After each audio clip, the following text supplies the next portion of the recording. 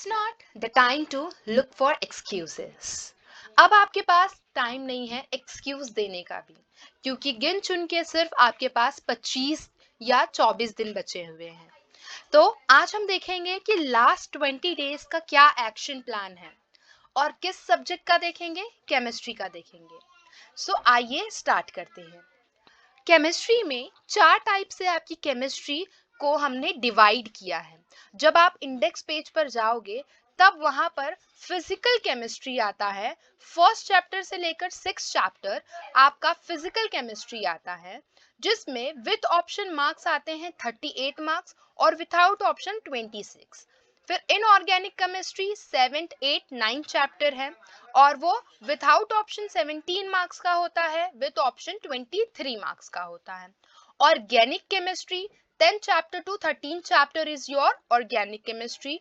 18 marks आपका 18 marks without option होता है और 25 मार्क्स आपका विथ ऑप्शन आपको मिलता है। Applied chemistry 14 chapter two 16 chapter है, 9 marks without option and 12 marks with options. अब ये सारी चीजें मैं आपको क्यों बता रही हूँ इतनी डिटेल में, कि आपको ये अंदाजा लगेगा कि आपको फिजिकल केमिस्ट्री पे ज्यादा फोकस करना है कि किस इनऑर्गेनिक या ऑर्गेनिक या अप्लाइड पे, बिकॉज आपको देखना है कि किधर मार्क्स ज्यादा है। यहाँ पर देखो सबसे ज्यादा अगर आपको मार्क्स दिख रहे हैं तो फिजिकल केमिस्ट्री में दिख रहे हैं, जहां पर 38 मार्क्स है विथ ऑप्शंस।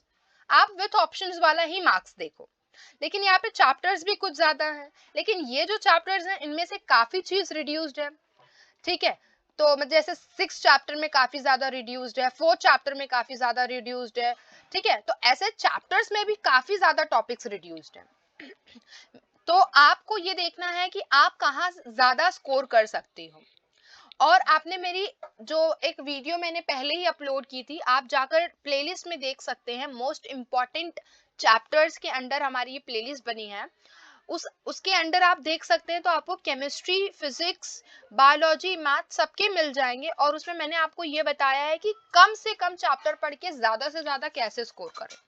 और अभी एक रिसेंटली वीडियो मैंने एक डाली है, जो बच्चों को अभी तक अभी स्टार्ट किया है पढ़ना या फिर ज्यादा पढ़ के नहीं हुआ, उनके लिए भी वहां पे भी मैंने बताया है कि दो मोस्ट इंपॉर्टेंट चैप्टर्स कौन से हैं जिनसे आप अच्छा स्कोर कर सकते हो। तो प्लीज उसको प्लेलिस्ट में जाकर देखिए, हम डिस्क्रिप्शन में लिंक भी दे देंगे आपको। आइए स्टार्ट करते हैं।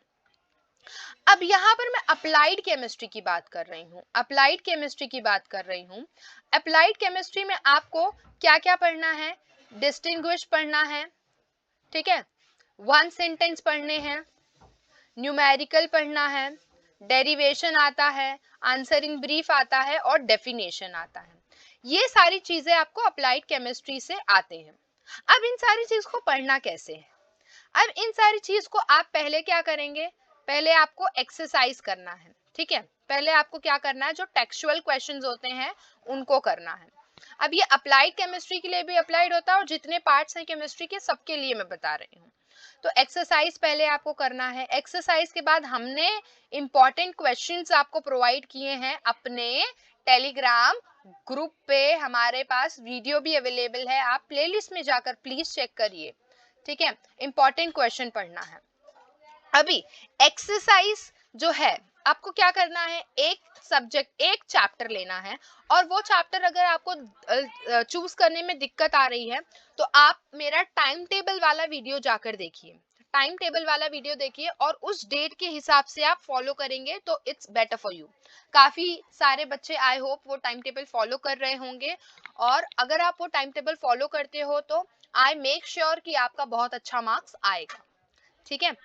क्योंकि अभी देखो आपको क्या करना है, एक्सरसाइज करना है, या फिर आप अगर ऐसे बच्चे हो जिन्होंने अभी स्टार्ट किया है पढ़ाई, तो आप मोस्ट इम्पॉर्टेंट चैप्टर वाली वीडियो देखो, उस चैप्टर के पहले एक्सरसाइज करो, फिर इम्पॉर्टेंट क्वेश्चन करो, उसके बाद वो चैप्टर एक बार थरोली रीड करो, ठीक है। रीड करने इसलिए बोल रही हूँ क्योंकि आप हर एक कोने, हर एक कॉर्नर के थोड़े ना थोड़ा आपको ग्लिम्स मिल जाएगा, एक ग्लांस आपको देना है, उसमें एक झलक आपको देनी है कि आप अगर एग्जाम में क्वेश्चन आता है जैसे एमसीक्यू आता है तो आपको थोड़ा बहुत याद रहेगा और ऑप्शन देकर तो आप टिक अच्छे से राइट आंसर कर सकते हो। इसके लिए मैं आपको बोल रही हूँ कि आप देखो, पढ़ो एक बार। अब यहाँ पर डिस्टिंग्विश आ सकता है, वन सेंटेंस भी आए, वन सेंटेंस जो 1 मार्क्स के लिए होता है। अभी यहाँ पर आप अप्लाइड केमिस्ट्री में न्यूमेरिकल वाला पार्ट ना बहुत इंपॉर्टेंट होता है।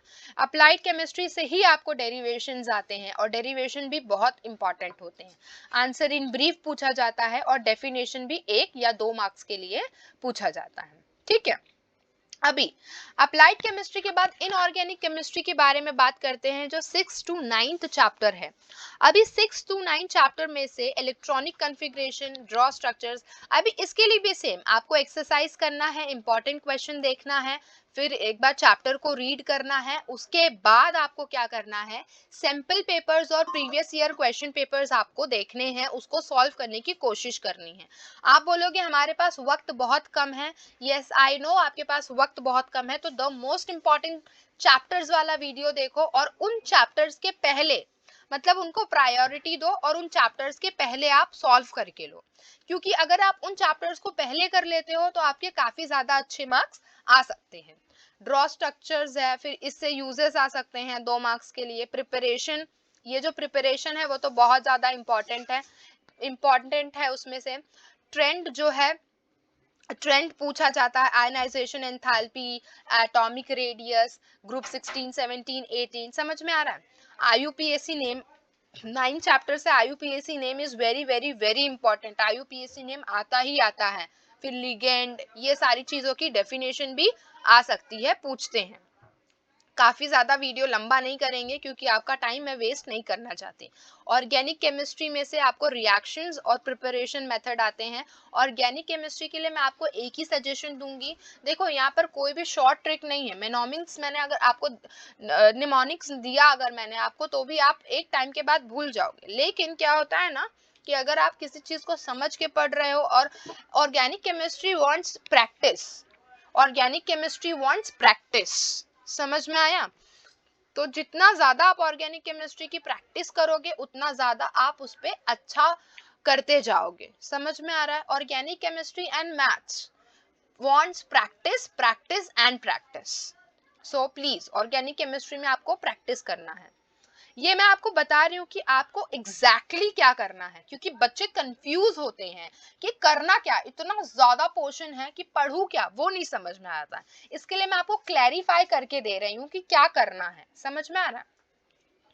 अगर इसमें भी आपको कोई भी डाउट हो, या फिर इसके अलावा कोई भी डाउट हो, या इसके रिगार्डिंग कोई भी डाउट हो, हमारे कमेंट सेक्शन में आपका वेलकम है। और हम आपका जो भी क्वेश्चन होगा, सिली से सिली क्वेश्चन होगा तो भी हम आपको रिप्लाई करेंगे, क्योंकि वो सिली क्वेश्चन हमारे लिए सिली हो सकता है लेकिन वो आपका डाउट है, करेक्ट है।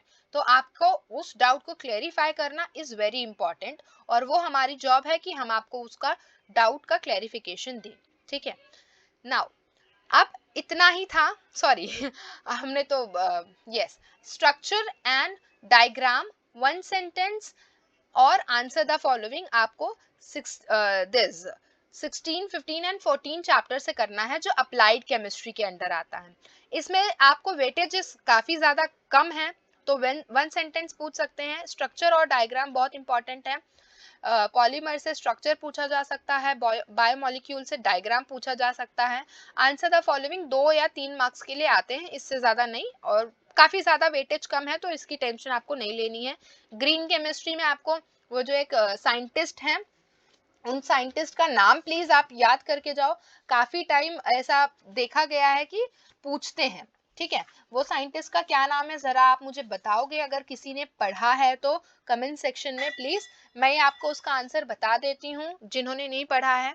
पॉल टी एनास्टस, ये वाला जो नाम है, the concept of green chemistry was coined bye, अगर ऐसा कोई सेंटेंस आता है ना तो ये इंपॉर्टेंट है, ये आपको एमसीक्यूज में पूछ सकते हैं। तो इन सारे चीजों को भी ध्यान रखना है, और इसी कारण की वजह से मैं आपको बोल रही हूँ कि आपको एक बार जो लेसन है उसको एक बार रीड करना है अच्छे से।